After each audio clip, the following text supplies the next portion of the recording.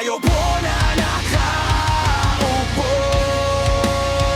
subukan nyo namang tumayo, at baka matanaw, at baka matanaw na inyo. Pulnay na kalakayaw po. Alalalang galam na po sa taong nakaupo.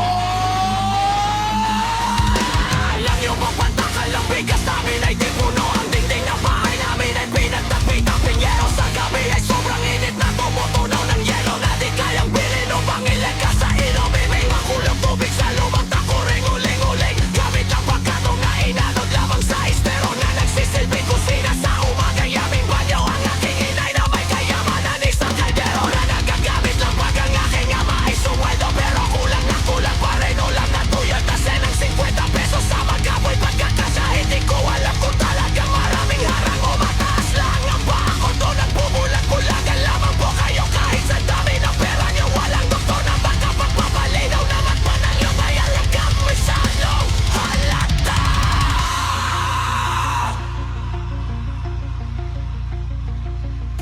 Bato-bato sa langit, ang matama ay huwag magalit. O batas ako pag-direct pala, huwag na pagkalaan.